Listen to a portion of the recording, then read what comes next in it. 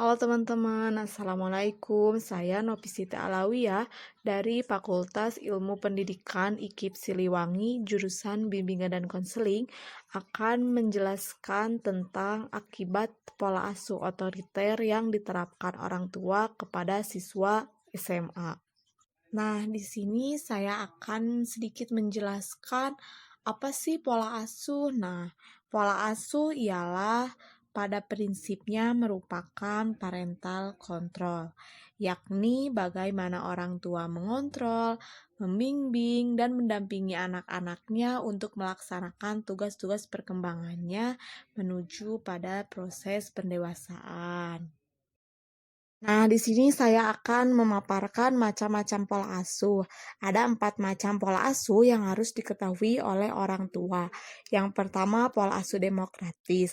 Pola asuh demokratis adalah pola asuh yang memprioritaskan kepentingan anak. Gaya pengasuhannya di mana orang tua mendorong anak untuk mandiri, namun orang tua tetap memberikan batasan dan kendali pada tindakan anak. Yang kedua adalah pola asuh neglected atau cuek. Pola asuh ini sering terjadi pada orang tua yang selalu sibuk atau memiliki masalah-masalah pribadi seperti masalah keuangan, kecanduan narkoba, alkohol, atau judi. Pada tipe pola asuh anak ini, orang tua hanya memenuhi kebutuhan fisik dasar anak saja, seperti makan, tempat tinggal, dan pakaian. Sementara itu, kebutuhan secara psikologis dan emosional jarang terpenuhi karena orang tua menjadi tidak peduli dan jarang berinteraksi dengan anaknya. Yang kedua adalah pola asuh neglected atau cuek. Pola asuh ini sering terjadi pada orang tua yang selalu sibuk atau memiliki masalah-masalah pribadi seperti masalah keuangan, kecanduan narkoba, alkohol, atau judi. Pada tipe pola asuh anak ini, orang tua hanya memenuhi kebutuhan fisik dasar anak saja, seperti makan, tempat tinggal, dan pakaian. Sementara itu, kebutuhan secara psikologis dan emosional jarang terpenuhi karena orang tua menjadi tidak peduli dan jarang berinteraksi dengan anaknya. Nah, pola asuh yang ketiga adalah pola asuh otoriter. Tipe pola asuh ini menjadikan orang tua sebagai pemegang kekuasaan tertinggi dan mendominasi dalam mengasuh anak. Karakteristik otoriter yaitu kaku, tegas, menerapkan hukuman jika tidak sesuai aturan. Orang tua cenderung selalu benar dalam mengemukakan pendapat. Asuh ini akan membentuk seorang anak dengan karakter disiplin dan patuh. Nah, yang keempat adalah pola asuh permisif. Nah, pola asuh ini sangat berlawanan 180 derajat dari pola asuh otoriter karena pola asuh ini dikenal dengan karakteristik memanjakan anak atau serba boleh. Orang tua permisif menjadi seorang teman baik bagi anaknya karena memberikan perhatian, kehangatan, dan interaksi yang cukup baik.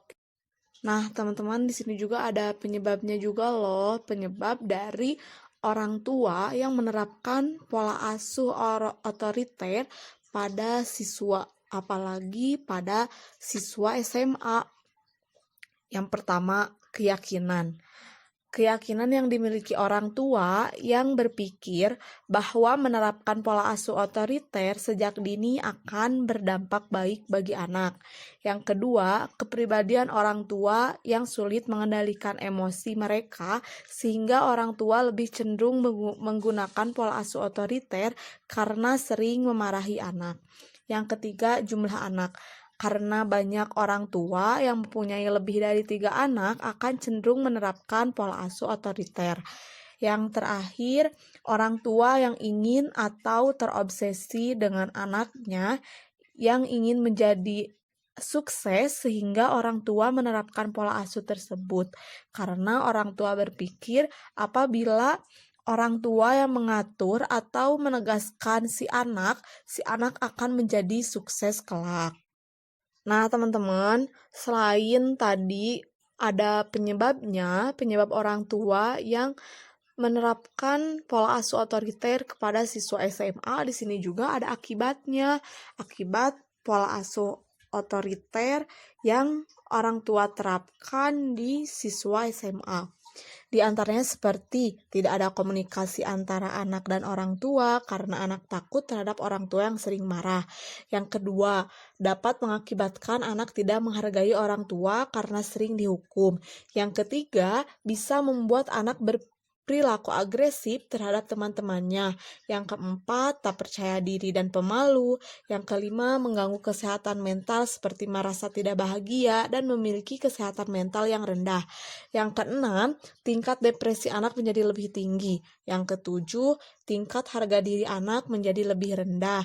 Yang kedelapan, anak akan menganggap bahwa kekerasan merupakan hal yang normal. Yang kesembilan, munculnya masalah perilaku pada anak jika orang tua cenderung menggunakan kekerasan sebagai hukuman. Yang terakhir, kurangnya memiliki motivasi dan takut berpendapat.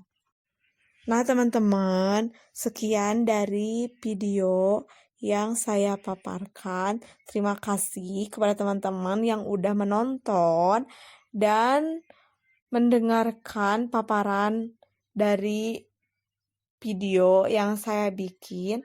Wassalamualaikum warahmatullahi wabarakatuh. Terima kasih.